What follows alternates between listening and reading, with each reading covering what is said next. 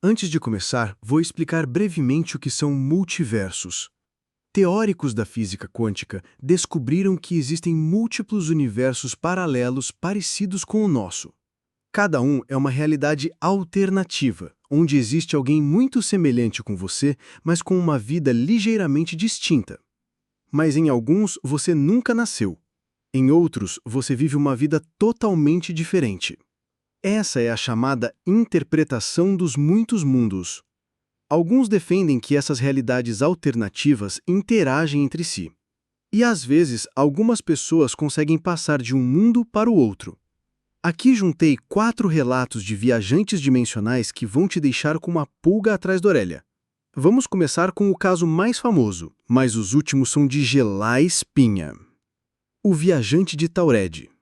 Esse é um dos casos mais famosos de viajantes de universos paralelos. Você conhece? O caso do viajante de Taured. Um homem chega cansado no aeroporto de Haneda, no ano de 1954. A viagem da Europa até o Japão foi longa e cansativa, com muitas turbulências e uma criança chorando durante a maior parte do voo. Tudo o que o homem queria era chegar no seu hotel e dormir um pouco. No próximo dia teria várias reuniões de negócios. Porém, ele é parado na alfândega e encaminhado para salinhas de imigração. Seu japonês fluente facilitava a comunicação, mas os oficiais não explicavam o motivo daquilo. Já eram altas horas da madrugada. Depois de muito esperar, cansado, o homem até estava desistindo de poder dormir antes de começar seu longo dia de trabalho. Quando finalmente 2 oficiais adentraram a sala e o questionaram sobre seus dados, seu nome, sua data de nascimento e sua nacionalidade. É aí que a coisa tomava um rumo bizarro. Como estava no seu passaporte, o homem respondeu naturalmente que vinha de Taured. Taured? Onde fica esse país? O oficial perguntou. O homem ficou bastante irritado. Respirou fundo, sabia que não ganharia nada brigando com o oficial da alfândega.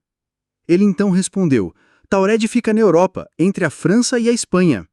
O mais bizarro disso, nunca existiu nenhum país chamado Taured. Mas o passaporte do viajante parecia estranhamente verdadeiro. Tinha carimbos oficiais de outros países, sistemas de segurança, selos, tudo. Os oficiais voltaram com o mapa-mundi. Aponte onde fica seu país, ordenaram. O homem estava cada vez mais irritado. Se aproximou do mapa e então ficou confuso.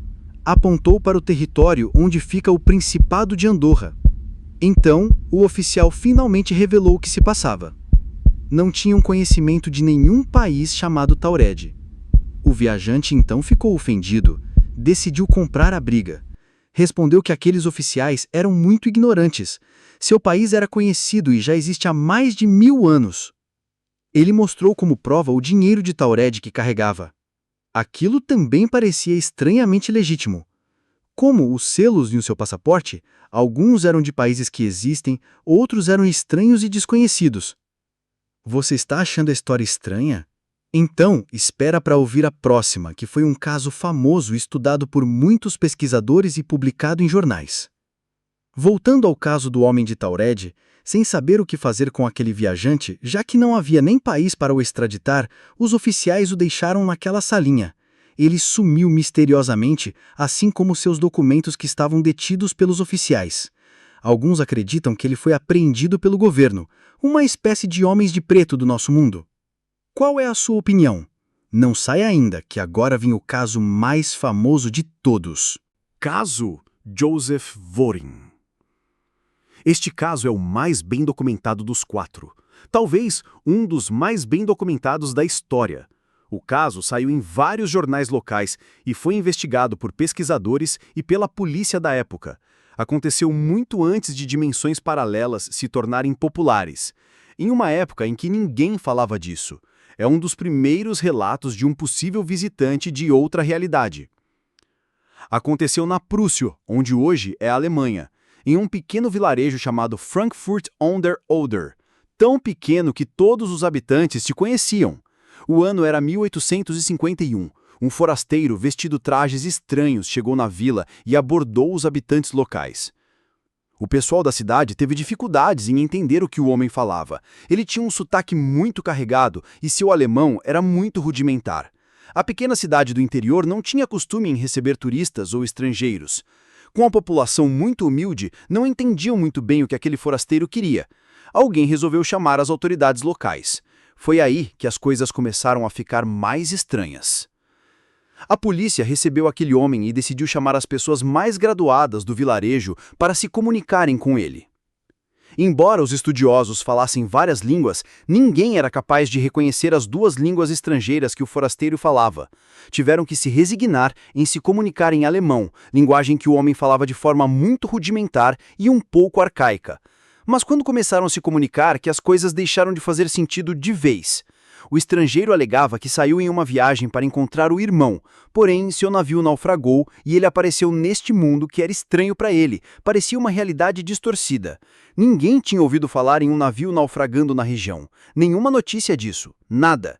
Será que ele estaria mentindo? E que história era essa de realidade distorcida? O homem se identificou como Joseph Voring e alegou que tudo parecia ter mudado. Ninguém nunca tinha ouvido falar em seu país, nem sequer em seu continente. Além disso, diziam viver em um lugar chamado Euplar. Ele disse que sua língua nativa era Laxar e que ele vinha de um país chamado Laxária, o qual não existe no nosso mundo, e que o nome do seu continente era Sácria. Trouxeram um mapa do mundo para ele. Joseph afirmou que era como se o mapa estivesse bagunçado. Ele afirmava que o continente de onde vinha ficava separado da Europa por um oceano. Apontou para um lugar onde só tinha água. Durante a conversa, descobriram que ele era cristão, mas o cristianismo no mundo dele não parecia exatamente igual ao nosso. Era meio distorcido. Ele mostrou um caderno com anotações suas. O alfabeto era o mesmo, mas ninguém entendia aquela língua. A polícia até achou que se tratava de algum criminoso fugitivo e o investigou, porém não encontraram nada contra Joseph. Durante o tempo em que ficou lá, alguns pesquisadores estudaram o seu caso. Diziam que o mundo que ele descrevia parecia ser plausível. Por fim, as autoridades locais decidiram enviar o homem para ser estudado em Berlim, mas ele misteriosamente desapareceu durante o trajeto. Como o caso de Joseph Voring é muito bem documentado, os críticos não conseguem negar que isso aconteceu. Embora alguns acreditem que ele era insano ou algum impostor. Esse caso só não é mais estranho do que o próximo, que coloca em dúvida tudo o que acreditamos sobre a realidade. Mas antes de irmos para a próxima história, me conte qual é a sua opinião. Seria Voring um visitante de uma realidade paralela, um viajante no tempo, um louco ou apenas uma farsa? Só lembrando que o caso aconteceu há mais de 170 anos atrás, em uma época em que não haviam redes sociais. Dificilmente ele estaria apenas buscando fama. Também não podia se tratar de um boato de internet. Caso Joe. Este caso é perturbador. Joe era um homem comum, um pouco solitário, mas vivia uma vida normal de solteiro em um apartamento pequeno. Gostava de jogar videogames ou assistir séries no tempo livre. Nada na vida dele dava pistas da experiência bizarra que ele iria viver. Uma noite, ao chegar do trabalho, percebeu que a luz da sala estava queimada. Tentou ligar e apagar várias vezes para confirmar. Não funcionou. Ele tinha outra lâmpada de reserva. Queria resolver aquilo antes de jantar e ir jogar um pouco. Subiu em uma cadeira para trocar. Porém, Joe perdeu o equilíbrio e caiu da cadeira. Acordou com uma mulher ao seu lado. A mulher chorou de emoção quando ele acordou. Ela estava chamando Joe de Ben e de amor. Ele ficou confuso, mas então começou a se lembrar. Lembrou de toda uma vida. Ele lembrava daquela mulher. Seu nome era Eva. Lembrava do relacionamento, da vida que tinham, do apartamento na beira do lago, do filho pequeno chamado Léo, dos jantares em família, do cheiro de madeira da casa, das conversas no quintal sob as árvores vermelhas no outono. Ele se esqueceu que uma vez tinha se chamado Joe. Agora ele lembrava de ser Ben. Tinha um emprego como arquiteto. Tinha amigos que conhecia há anos. Se emocionou na formatura do seu filho. Tudo parecia normal. Ele nem se lembrava do que havia acontecido. Então, ele começou a ver uma luz vermelha que o perseguia. No início, não se importou. A luz era pequena, apenas uma estrela estranha à noite. Mas essa luz voltava todos os dias mais forte. Eva não via essa luz, nem os amigos. Disseram para ele que era estresse. Ele tirou umas férias. Porém, a luz crescia todos os dias, até que um dia a luz brilhou muito forte. A intensidade aumentou até que ele não conseguisse enxergar mais nada, apenas o vermelho. E então, Joe acordou na sua sala, deitado no chão após trocar a luz. Ele ficou confuso, voltou a se lembrar de sua vida como Joe, mas não esqueceu a vida como Ben. Ele não entendia o que estava acontecendo, sentia falta da esposa e do filho, tinha saudades da sua vida como Ben. Entrou em depressão, em luto. Ele procurou psicólogos, psiquiatras, neurologistas. Todos diziam que ele teve um sonho muito realista, talvez por causa do trauma. Joe se recusou a acreditar que era um sonho. Ele tinha lembranças inteiras de toda uma vida, se esforçou para tentar encontrar Eva. Antes de irmos para o último e mais assustador de todos os casos, me diz, você acredita que Joe experimentou outra realidade ou foi apenas um sonho? O mais perturbador no caso de Joe não é a ideia de mundos paralelos, é o luto, a dor pela perda de uma vida que ninguém mais reconhece, uma esposa que nunca existiu aqui, um filho que nunca nasceu, um lar que pode ter sido real, mas não neste mundo, porque em algum lugar da memória ou de algum universo distante, Eva e o filho ainda vivem, e Joe ainda sente saudades. Ong's Hat. Nos anos 80, começaram a circular pelos primeiros servidores de internet arquivos estranhos, PDFs criptografados, relatórios, imagens borradas e mapas de territórios desconhecidos.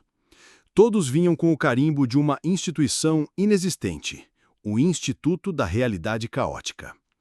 O material falava sobre uma experiência secreta realizada em uma cidade chamada Ong's Hat, conduzida por cientistas renegados.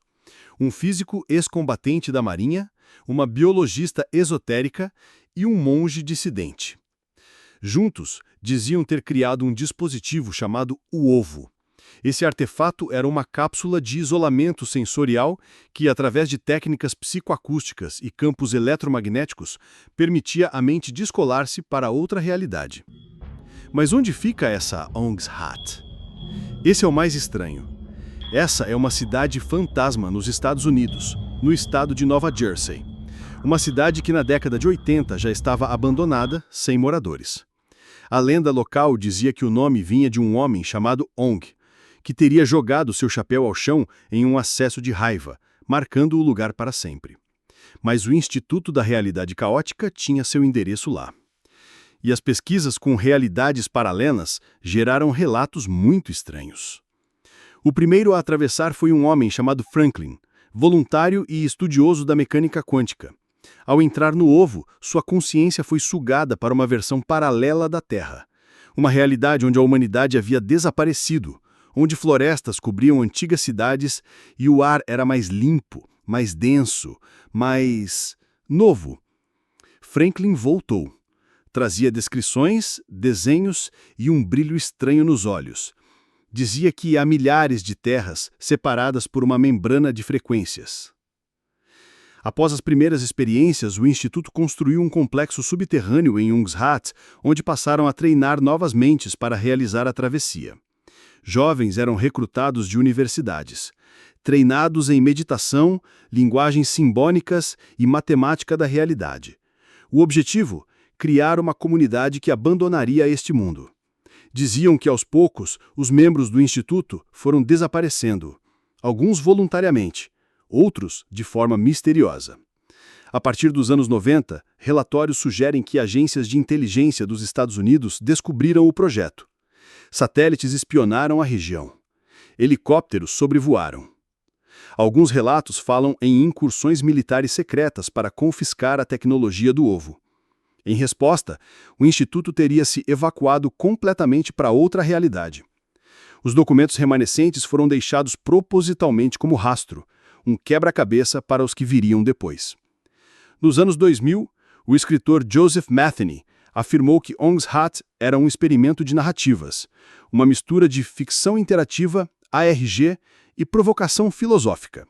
Mas mesmo após sua confissão, muitos continuam acreditando que a história contém verdades camufladas, que Matheny apenas encobriu uma experiência real com o verniz da ficção. Será que o experimento seria só ficção?